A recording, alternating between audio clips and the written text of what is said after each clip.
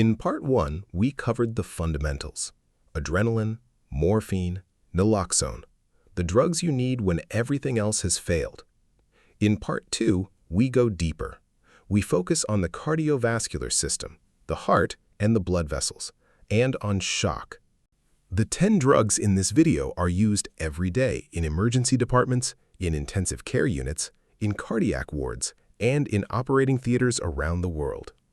We will explain what each drug does, when you use it, and as always, we pay attention to the English, because clear communication in medicine is not optional. It is part of the treatment. Let us begin.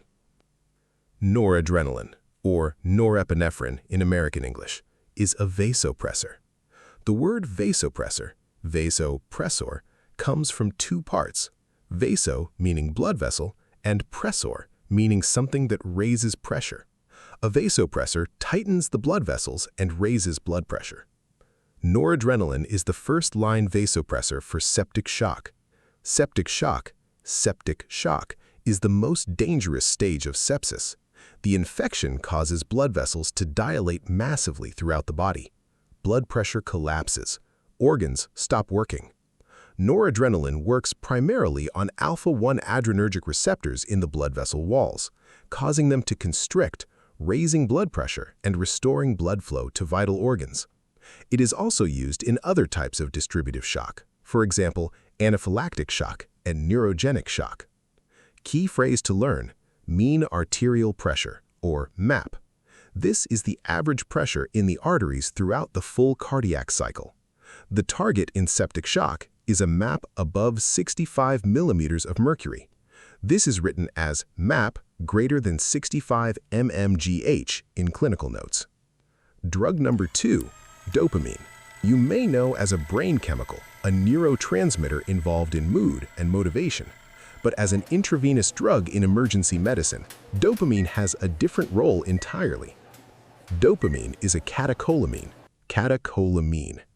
It works on multiple types of receptors, and critically, the effect depends on the dose.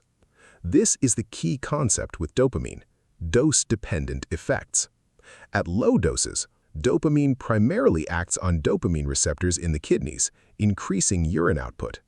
At medium doses, 5 to 10 micrograms per kilogram per minute, it stimulates beta-1 receptors in the heart, increasing heart rate and the force of contraction.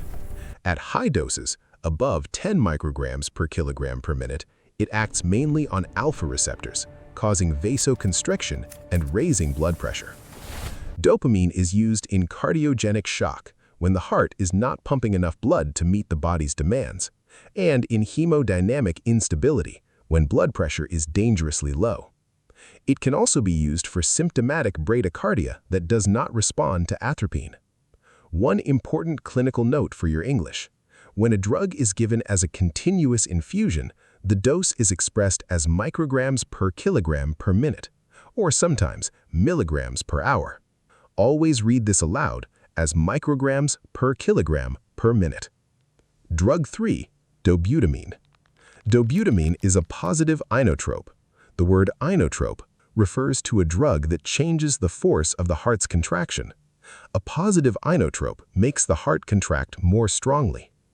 Dobutamine primarily stimulates beta-1 receptors in the heart, increasing contractility and cardiac output, while also mildly vasodilating the peripheral blood vessels. This makes it very different from dopamine. Where dopamine raises blood pressure by constricting vessels, dobutamine improves cardiac output without significantly raising the blood pressure. The main indications are acute heart failure and cardiogenic shock, when the heart is not pumping enough blood to meet the body's demands. It's also used in stress echocardiography, a cardiac diagnostic procedure to simulate the effect of exercise on the heart. Key English vocabulary: cardiac output, the volume of blood the heart pumps per minute, is measured in liters per minute. Normal cardiac output is approximately 5 liters per minute. In cardiogenic shock, it falls dramatically. Dobutamine's goal is to restore it. Drug number 4 is vasopressin.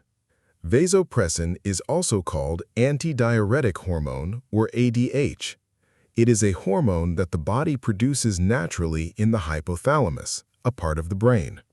As a drug in emergency medicine, vasopressin is a powerful vasopressor. It constricts blood vessels by acting on receptors called V1 receptors in the vessel walls. When is it used? Vasopressin is used as a second-line vasopressor in refractory septic shock. That is, septic shock that is not responding to noradrenaline alone. Adding vasopressin can allow the noradrenaline dose to be reduced. It is also used in cardiac arrest as an alternative to adrenaline in some protocols, though this use has become less common as evidence has evolved. And importantly, vasopressin is used in esophageal arterial bleeding by reducing portal venous pressure. An important English word here, refractory. Refractory. This means not responding to treatment. You will hear it constantly in critical care English, refractory hypotension, refractory shock. It always means the condition is persisting despite standard treatment.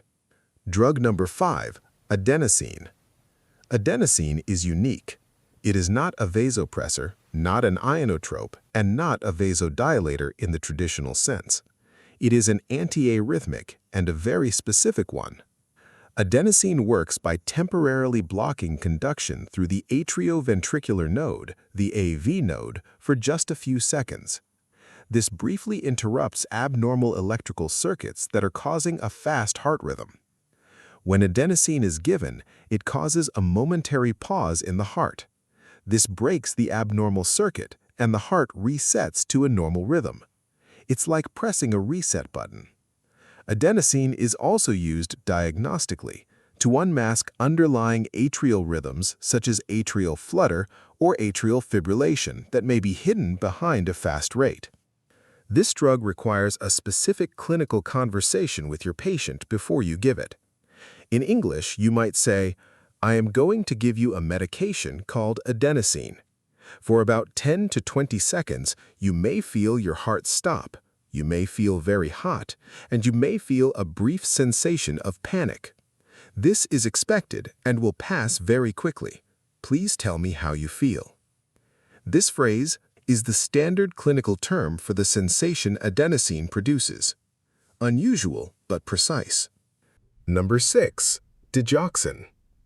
Digoxin is one of the oldest drugs in medicine, derived from the foxglove plant, Digitalis purpurea. It has been used over 200 years. Digoxin works by two mechanisms. First, it inhibits an enzyme called sodium-potassium ATPase in heart muscle cells. This increases the concentration of calcium inside the cell, making the heart contract more strongly. This is a positive inotropic effect. Second, digoxin slows conduction through the AV node, reducing the ventricular rate in fast arrhythmias. In emergency medicine, digoxin is used primarily in atrial fibrillation with a rapid ventricular rate to slow the heart and control the rhythm. It is also used in heart failure to improve the force of contraction. Digoxin has one of the narrowest therapeutic windows in medicine. This means the difference between an effective dose and a toxic dose is very small. Digoxin toxicity is common and can be fatal. Digoxin toxicity produces a very distinctive symptom, xanthopsia. Xanthopsia. This means seeing yellow or green halos around lights. If your patient describes this, check their digoxin level immediately. 7. Nitroglycerin. In British English, this drug is called glyceryl trinitrate, or GTN. In American English, it is called nitroglycerin. Same drug, know both names. GTN is a nitrate vasodilator. It works by releasing nitric oxide, a chemical that relaxes smooth muscle in blood vessel walls. This causes the vessels to widen, particularly the coronary arteries, which supply blood to the heart muscle, and the large veins, reducing the heart's workload. The classic emergency use is acute coronary syndrome, specifically angina and myocardial infarction. When the coronary arteries are narrowed or blocked, the heart muscle is starved of oxygen. GTN dilates what remains of the vessel and reduces how hard the heart has to work, relieving pain. GTN is also used in acute hypertensive emergency and in acute pulmonary edema, fluid in the lungs due to heart failure, where reducing venous return to the heart helps. Key vocabulary: sublingual. Sublingual means under the tongue. Drugs given sublingually are absorbed directly into the bloodstream through the mucous membrane under the tongue without passing through the gut. This gives a much faster effect than swallowing a tablet. 8. Calcium gluconate. Calcium gluconate. Calcium is a divalent cation, an electrically charged mineral that plays an essential role in heart muscle contraction, nerve signaling, and blood clotting. In emergency medicine, calcium gluconate has two critical uses. First, hyperkalemia, dangerously high potassium levels in the blood. High potassium destabilizes the electrical activity of the heart, causing potentially fatal arrhythmias. Calcium gluconate does not lower the potassium level. Instead, it stabilizes the cardiac membrane, making the heart electrically less excitable, reducing the risk of arrhythmia, while other treatments lower the potassium. Second, hypocalcemia, low calcium levels, which causes muscle cramps, tingling, and in severe cases, tetany, uncontrolled muscle spasm, and cardiac arrhythmias. It is also used in magnesium toxicity, for example in obstetric patients receiving magnesium sulfate and in calcium channel blocker overdose. Important distinction: calcium gluconate versus calcium chloride. Both are calcium salts, but calcium chloride is approximately 3 times more concentrated in terms of elemental calcium. In emergencies, both may be used, but the doses are very different. Always check the label.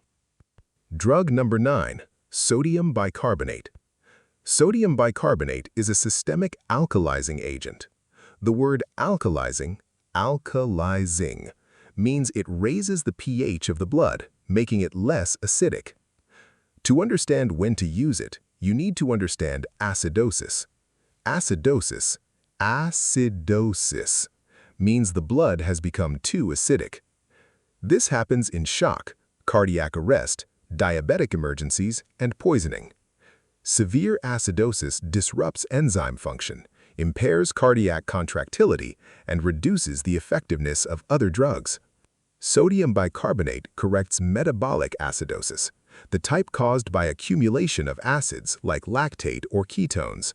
The specific emergency indications. First, hyperkalemia. Sodium bicarbonate shifts potassium from the blood back into cells, lowering serum potassium. Second, triglyceric antidepressant overdose, a life-threatening emergency where sodium bicarbonate is the key treatment, reducing cardiotoxicity by alkalizing the blood and providing a sodium load. Third, severe metabolic acidosis, for example in cardiac arrest when the pH falls below 7.1. Key vocabulary: pH, pronounced pH, is the measure of acidity or alkalinity. Normal blood pH is 7.35 to 7.45. Below 7.35 is acidosis. Below 7.45 is alkalosis. Both extremes are dangerous. 10. Lidocaine. British English, lidocaine. American English, lidocaine. Same drug. You may know lidocaine as a local anesthetic, the injection your dentist gives before a procedure. But in emergency medicine, lidocaine plays a very different role. It's a Class 1B antiarrhythmic. Lidocaine works by blocking sodium channels in cardiac cells, slowing abnormal electrical activity and reducing the risk of ventricular arrhythmias. Historically, lidocaine was the drug of choice for ventricular arrhythmias during acute myocardial infarction. Today, amiodarone has largely replaced it in this role. However, lidocaine remains a valid alternative, particularly when amiodarone is unavailable or contraindicated. Lidocaine toxicity is a real risk during procedures. The early warning signs are perioral tingling, numbness around the mouth, and dizziness. The clinical phrase to learn: do you feel any tingling around your lips or in your mouth? If the answer is yes, stop immediately. 10 more drugs. Let's review them. Noradrenaline, the first-line vasopressor for septic shock. Dopamine, dose-dependent cardiovascular support. Dobutamine, a positive inotrope for acute heart failure. Vasopressin, second-line vasopressor for refractory shock. Adenosine, the reset button for supraventricular tachycardia. Digoxin, rate control in atrial fibrillation with a narrow therapeutic window. GTN, nitrate vasodilator for angina and acute heart failure. Calcium gluconate, cardiac membrane stabilizer for hyperkalemia. Sodium bicarbonate, alkalizing agent for metabolic acidosis and triglyceric overdose. And lidocaine, antiarrhythmic and local anesthetic. If you're watching this to improve your medical English, here's what to practice. Say each drug name aloud. Practice the dose sentences in full, and focus especially on the vocabulary words we highlighted throughout. Words like vasopressor, inotrope, refractory, titrate, and therapeutic window. These words are not specific to one drug. They appear across all of emergency and critical care medicine. Comment Pill 2 for PDF with exercises. Next video, Part 3, will cover the remaining essential drugs: overdose reversal, seizure management, and special situations. Like, subscribe, follow for more medical English.